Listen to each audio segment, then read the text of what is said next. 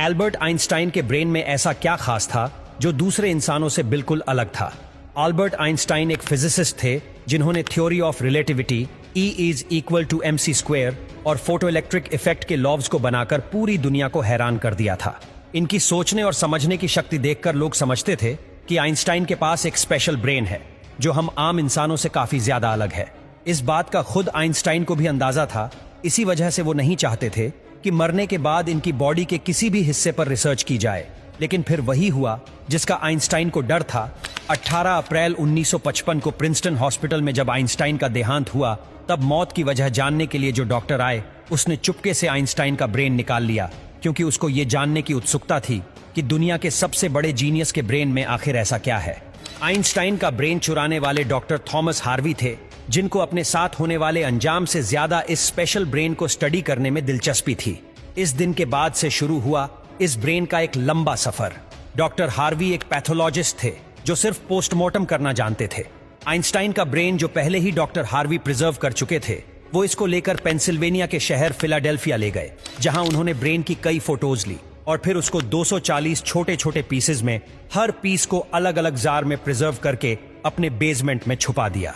इसी मसले को लेकर डॉक्टर हार्वी का अपनी बीवी के साथ कई बार झगड़ा होता रहता था, क्योंकि उनकी बीवी अक्सर ये कहती थी कि वह इस ब्रेन को उठाकर कहीं फेंक देगी।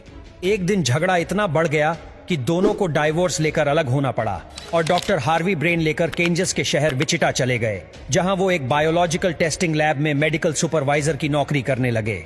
और यहां वो अपने फ्री टाइम में आइंस्टाइन के ब्रेन पर स्टडी करने की कोशिश करते रहते थे। अब कई साल गुजर चुके थे, लेकिन डॉक्टर हार्वी आइंस्टाइन के ब्रेन पर कुछ खास रिसर्च ना कर सके। उल्टा उनका मेडिकल लाइसेंस ही कैंसिल कर दिया गया। इसके बाद उन्होंने पहली बार एक अच्छा फैसला किया कि वह इनके ब्रेन के अलग अलग हिस्सों को दुनिया भर के बेस्ट न्यूरोपैथोलॉजिस्ट के पास डिटेल रिसर्च के लिए भेजेंगे। 1955 में ब्रेन चोरी होने के 28 सालों के बाद इस जीनियस ब्रेन पर दुनिया भर के न्यूरोपैथोलॉजिस्ट ने कई स्टडीज पब्लिश की, जिनमें बताया गया कि आइंस्टाइन का ब्रेन आम इंसान के ब्रेन से काफी अलग था। सबसे बड़ा डिफरेंस ब्रेन के कॉर्पस कैलोसम नामी हिस्से में पाया गया। अब यहां यह जानना जरूरी है कि इंसानी ब्रेन दो अलग अलग हिस्सों में डिवाइडेड होता है।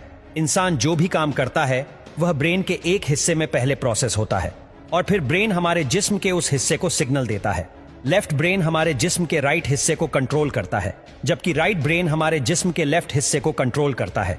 इसके अलावा 90% इंसानों का लेफ्ट ब्रेन बोलने, समझने, मैथमेटिकल कैलकुलेशंस और लिखने के दौरान काम करता है, जबकि राइट ब्रेन के पास क्रिएटिविटी, शेप्स को पहचानने, आर्ट और म्यूजिकल स्किल्स की जिम्मेदारी होती है। अब आप भी ये सोच रहे होंगे कि इन सब में कॉर्पस कैलोसम का क्या काम है। आप गेस कर ले कि आप कीबोर्ड पर टाइपिंग कर रहे हैं या फिर मोबाइल फोन पर। इस दौरान हमारे दोनों हाथ टाइपिंग करने में बिजी है। कुछ अल्फाबेट हमारा सीधा हाथ टाइप कर रहा है तो कुछ उल्टा हाथ। टाइपिंग के दौरान आपके लेफ्ट हैंड से एक मिस्टेक हुई तो आपने फौरन अपना राइट हैंड इस्तेमाल करके उस मिस्टेक को इरेज किया। तो इसका मतलब यह हुआ कि जब हमारे राइट ब्रेन से मिस्टेक हुई तो उसने लेफ्ट ब्रेन को फौरन सिग्नल देकर वह मिस्टेक ठीक करवाई। ब्रेन के दोनों हिस्से आपस में जिस चीज के थ्रू कम्युनिकेट करते हैं उसको कॉर्पस कैलोसम कहा जाता है।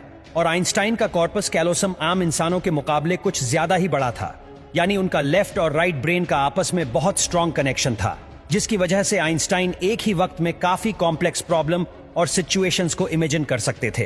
कॉर्पस कैलोसम के बड़े होने के अलावा आइंस्टाइन के ब्रेन का पैटर्न भी आम इंसानों से काफी अलग था और रिसर्चर का मानना है कि इसकी वजह से ब्रेन में न्यूरॉन्स का फ्लो काफी बेहतर था। न्यूरॉन्स के अच्छे फ्लो होने का मतलब है कि इनकी मैथमेटिकल कैलकुलेशंस की पावर काफी ज्यादा स्ट्रॉन्ग थी। Albert Einstein complex mathematical problems को बगैर पेन और पेपर के अपने दिमाग की मदद से ही सॉल्व करने की काबिलियत रखते थे।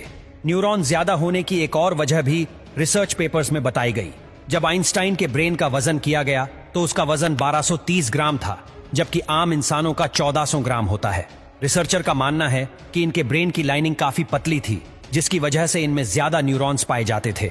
कई डॉक्टर और साइंटिस्ट ने यह नतीजा निकाला कि आइंस्टाइन का ब्रेन उनके पैदा होने के बाद स्पेशल बना था, जिसकी सबसे बड़ी वजह यह थी कि जब उनको अपने सवालों का कोई जवाब नहीं मिलता था तो वह खुद अपने दिमाग की मदद से जवाब तलाश किया करते थे।